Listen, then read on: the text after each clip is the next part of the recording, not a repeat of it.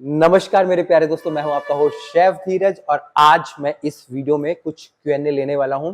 Basically मैं एक नए शहर में हूं और नए शहर का नाम नहीं बताऊंगा, आप लोग वीडियोस पूरी नहीं देखते हैं।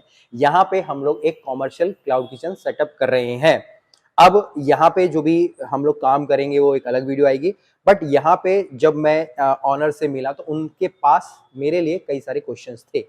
क्योंकि जब भी हम लोग एक क्लाउड किचन की बात करते हैं तो हमको लगता है कि भैया बहुत छोटी इन्वेस्टमेंट्स हैं, 1-2 लाख में हमारा हो जाएगा। बट जब हम लोग एक कमर्शियल लेवल की बात करते हैं तो जो हमारी इन्वेस्टमेंट्स होती हैं या जो हमारे पर मंथ के एक्सपेंसेस होते हैं वो काफ़ी बढ़ जाते हैं। तो वही सारे जो डिफरेंसेस वगैरह है वो हम लोग यहाँ पे लेने वाले हैं, जो कि बेसिकली एक ऑनर्स के द्वारा मुझसे पूछे गए थे।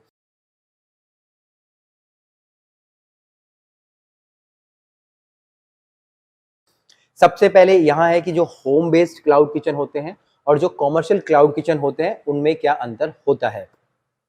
अब अगर मैं होम बेस्ड क्लाउड किचन की बात करूँ तो मैं एक घर से चला रहा हूँ। मान लीजिए मेरे पास कोई एक फ्लोर खाली है, मेरे घर के अंदर किचन है, तो मैं वहीं से कुछ एक छोटा-मोटा जो भी मुझे आता है, मतलब कि उसमें मैं एक्सटर्नली किसी का सहारा नहीं ले रहा हूँ या नहीं ले रही हूँ। मैं बाहर से कोई एम्प्लॉयी हायर नहीं कर रही हूँ। मुझे जो खुद आता है मैं उसमें ही कुकिंग करके वही मैं स्विगी, ज़ोमैटो के प्लेटफ़ॉर्म पे सेल करके मैं वहाँ से अपना क्लाउड किचन स्टार्ट कर रही हूँ। बट जब हम लोग कमर्शियल क्लाउड किचन की बात करते हैं तो कमर्शियल क्लाउड किचन प्रॉपरली एक किचन होता है। जैसे मेरे रेस्टोरेंट का किचन है, होटल का किचन है, उसी प्रकार से मेरा एक कमर्शियल किचन होगा, जहाँ पे मेरे जो पूरे शेफ्स काम करेंगे, जो मेरी कुकिंग रेंज होगी, सेम जैसे होटल्स के अंदर होती है, रेस्टोरेंट्स के अंदर होती है, वो होगी, हैं? एक प्रॉपर किचन मेरे यहाँ पे सेटअप होगा और एक प्रॉपर जो सिस्टम्स होटल्स के अंदर होते हैं, वही होंगे। बस यहाँ पे यही अंतर होगा कि जो खाना तो स्विगी, ज़ोमैटो पे या ऑनलाइन सेल कर रहा होगा, बट वहाँ पे कस्टमर नहीं आ पाएँगे, यही यहाँ पे डिफरेंस है। इसके बाद दूसरा क्वेश्चन था कैपेसिटी के ऊपर कि एक किचन की कैपेसिटी क्या होती है। अब एक मान लीजिए मैं एक घर से मैं किचन चला रहा हूँ, तो मैक्सिमम मैं बोलता हूँ कि भई हम एक दिन में 20-25 ऑर्डर दे देंगे। अगर इससे ज़्यादा ऑर्डर आ रहे हैं तो हमारी वो कैपेसिटी नहीं है, क्योंकि क्योंकि अगर हम लोग घर में काम कर रहे हैं ना, तो हमने जो भी अभी तक काम किया होता है हमें मालूम है मेरे घर में 5 लोग हैं, मैंने 5 लोगों के लिए खाना बनाना है। कोई गेस्ट आ रहे हैं, मुझे पता है मैंने उनके लिए खाना बनाया। बट जैसे ही हम लोग एक कमर्शियल किचन की बात करते हैं, तो वहाँ पे जो भी फिगर्स होते हैं अननोन होते हैं। आपको नहीं पता है कि आपके पास 10 ऑर्डर आएँगे, 20 ऑर्डर आएँगे, 50 ऑर्डर आएँगे। तो यहाँ पे हम लोग किचन की डिज़ाइन के टाइम पे जो भी इक्विपमेंट लगाते हैं, उसके बेसिस पे हम लोग ये डिफाइन करते हैं कि भैया उस किचन की कैपेसिटी कितनी है। अभी जैसे हमने जो किचन डिज़ाइन किया है, तो उसकी एक मैं बोलता हूँ कि आपके 150 प्लस ऑर्डर्स हैं। एक दिन में अगर 150 प्लस ऑर्डर्स आते हैं 12 घंटे के अंदर, तो हम लोग ईज़िली अभी दे सकते हैं। बट वहीं अगर हम उसमें कुछ और इक्विपमेंट्स बढ़ा देंगे, तो वो कैपेसिटी और बढ़ जाती है।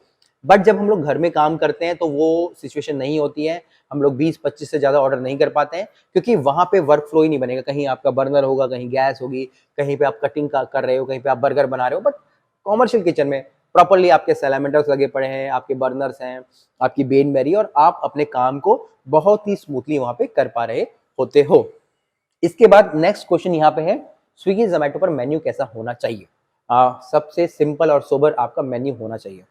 एक लेंथी मेन्यू की तरह नहीं होना चाहिए कि जिसमें भैया आपने पचासों आइटम डाल दिए हैं, ठीक है, और आपको लगता है कि भैया मैंने तो ये चीज़ मिस कर दी है, मेरे गेस्ट ये खाएँगे, मैं ये तो मिस नहीं कर। बट ऑनलाइन में जो एक स्पैन होता है, भैया मैंने अपना फ़ोन लिया, मैंने स्विगी ज़ोमैटो खोला, तो मैक्सिमम मैं एक रेस्टोरेंट के ऊपर कितना मे बी 30 सेकंड मैं रुक पाऊँगा, मे बी उससे भी कम। तो मेरा मेन्यू इतना होना चाहिए कि अगर कोई आ रहा है तो उसको फटाफट चीज़ें दिखे और वो फटाफट ऑर्डर करे।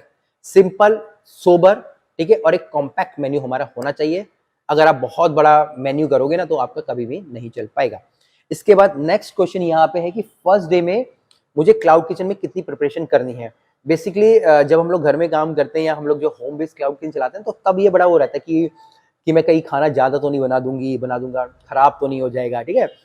बट वहीं अगर हम लोग कमर्शियल की हम लोग बात करें ना, तो जितना भी खाना बनता है एडवांस में बनता है। सारी की सारी प्रिपरेशन एडवांस में होती है। वहाँ पे आपकी जो बेस ग्रेवी है वो अलग बनती है। अगर आप बर्गर्स बना रहे हैं तो पेटी अलग है, बर्गर के बन पहले से ही हैं।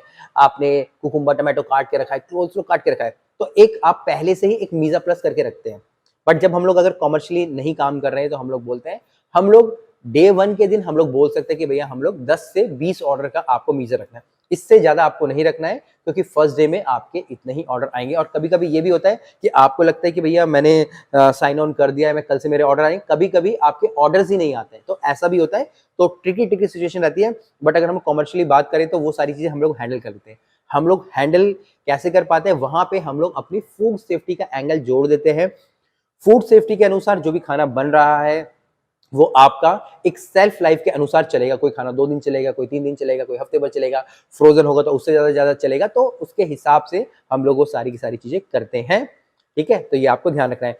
इसके बाद ये है कि अगर एक न्यू क्लाउड किचन मैं स्टार्ट कर रहा हूँ, ठीक है? यहाँ पे मैं दोनों लूँगा, कमर्शियल भी लूँगा और घर का भी मैं लूँगा, ठीक है ना? होम बेस्ड भी लूँगा। तो उसकी टाइमिंग्स क्या रखनी चाहिए?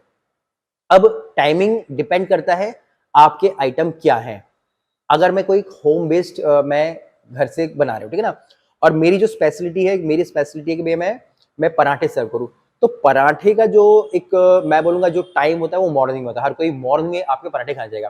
तो आपको सुबह 6 से या 7 बजे से स्टार्ट करना चाहिए, दिन तक आप स्टार्ट कीजिए। लंच के टाइम में लोग इतने पराठे वगैरह नहीं खाते, फिर से आप शाम के टाइम में 8 से 10 या 8 से 11 कर सकते हैं जिस भी सिटी में आप हैं, तो आपको वो देखना है।